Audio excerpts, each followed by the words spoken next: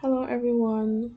My name is Chelsea, and I will be presenting on topic 4, which is selecting for disability or sex or genetic enhancement, pre birth, including embryonic.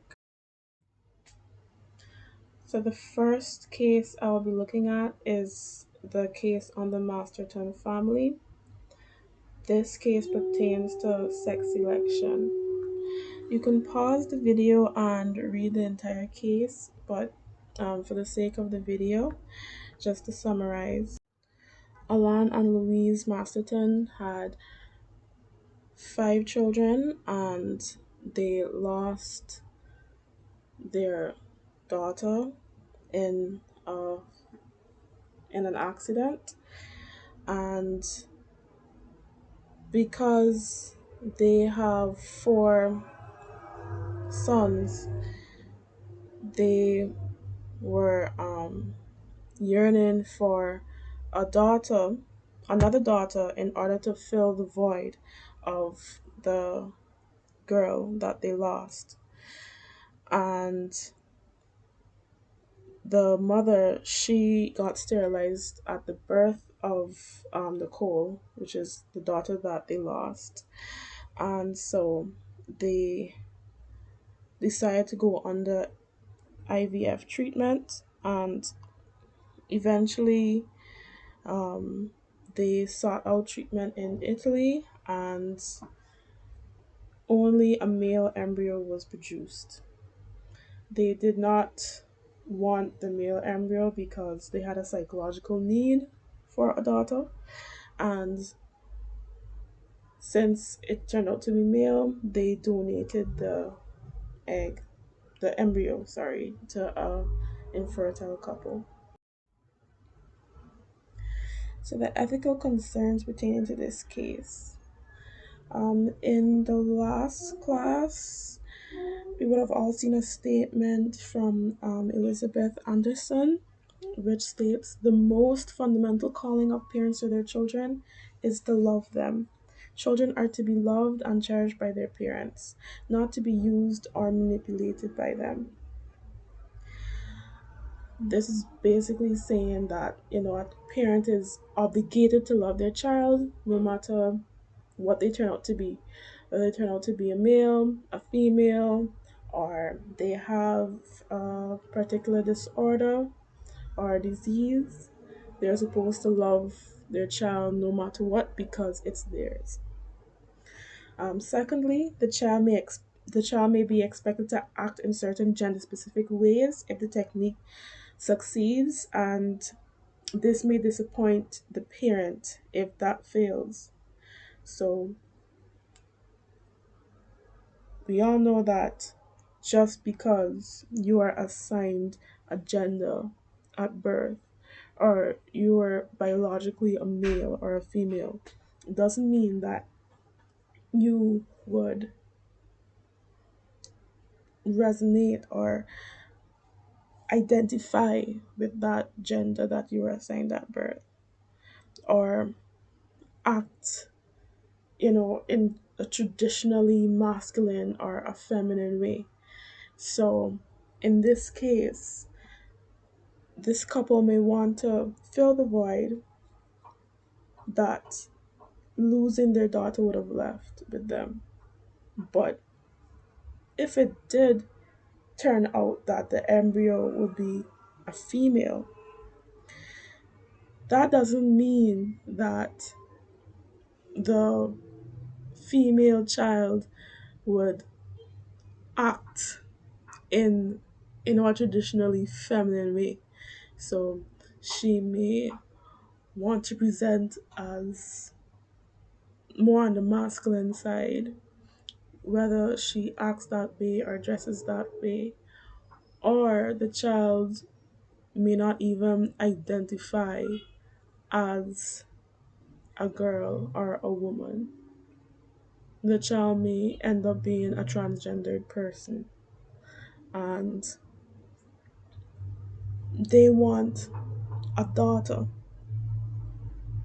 but that doesn't mean that the child would act act or resonate with the gender they expect them to be. And thirdly, the potential for inherent gender discrimination. This pertains to both genders, and pertaining to this case, um, a lot of the time, well, in most parts of the world, being born being born a female, you're kind of already predisposed to gender discrimination in more ways than a male would be. And the fourth one is possible sex ratio imbalances. Um, this has happened in um, in Asia, so in China and some parts of India, there is a sex ratio imbalance because of the preference for male children. So it doesn't pertain to this case because they wanted a female child, but sex selection can cause this problem, and it has caused this problem in the past. So that is a concern with sex selection. And lastly, rejection of a child of the undesired sex. In this case, they just wanted a daughter. They did not want the child unless it's a girl. And this goes back to the same obligation of a parent to love their child. They rejected the embryo because it was male. So there's also that to be concerned about. And to touch on the autonomy and long term beneficence of the child. The right of the child to know their biological parents is taken away from them, and they are unable to access their health background. Many times, if you go to a doctor and you have a condition, in order to help get a more accurate diagnosis or to find out if you are predisposed to a certain condition, doctor would more times than not ask for the medical history of your parents or grandparents to see if you are predisposed to certain conditions, whether it may be sickle cell or hypertension or even skin conditions, reproductive complications, and so on. The second case I'll be looking at is the Nash family. So again, for the purpose of the video, I'll just summarize this. So Molly Nash was born with a rare genetic condition where the body cannot make healthy bone marrow, and most people with this condition really get to adulthood. And so her parents thought that the best option was to produce a sibling for Molly to get a tissue match so that they can be a donor to donate their bone marrow to Molly. They ended up being successful with it, which resulted in the birth of a baby boy, and they were able to get a graft in order to help Molly. So, ethical concerns pertaining to this case. The use of such technology might harm public policy. Today, this technology may be used to cure a genetic disorder, but tomorrow it might be used to help to engineer a child for superficial reasons.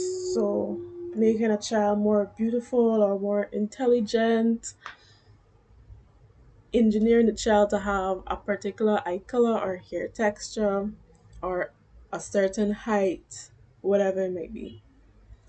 And the potential harm, well, mental harm rather, caused to a child from knowing he was brought into the world only to cure his brother or sister, in this case, the sister, should prohibit the use of such technology. So it's not an easy pill. It wouldn't be for anybody an easy pill to swallow, knowing that you were brought in the world solely to cure your sibling. Because it's like you were only a thought because you had to save someone. And it would also affect the physical, not just the mental well being, but the physical well being of the child. Because in any medical operation, there are risks. But usually, with medical operations, the benefits outweigh the risks because it's for the benefit of the person being operated on. But in this case, the donor child isn't being operated on in order to save his life, it's to save the life of somebody else. But on the other hand, some may argue that if there is a solution that can cure a genetic disorder, we cannot deprive the family of the opportunity to help one of its members. The new child may be wanted, and a large population of the world is made up of people who were not wanted initially. And to be fair, most pregnancies are not planned, but you end up loving the child and wanting the child anyways once it's born. And one may argue that being wanted for such a high purpose, like in this case, is better than not being wanted at all. So it's better than being wanted for saving the life of somebody, or rather saving the life of a sibling, a family member, is better than not being wanted at all. So many people argue that. So to conclude, selective reproduction often leads to children being treated as commodities rather than human beings in many situations, and it can be comparable to livestock rearing. Even though it does have its benefits, mm, al- it could lend itself to children being treated as commodities. When it comes to sex selection, there isn't many as many ethical concerns as something like making designer babies or making donor children, but all selective reproduction is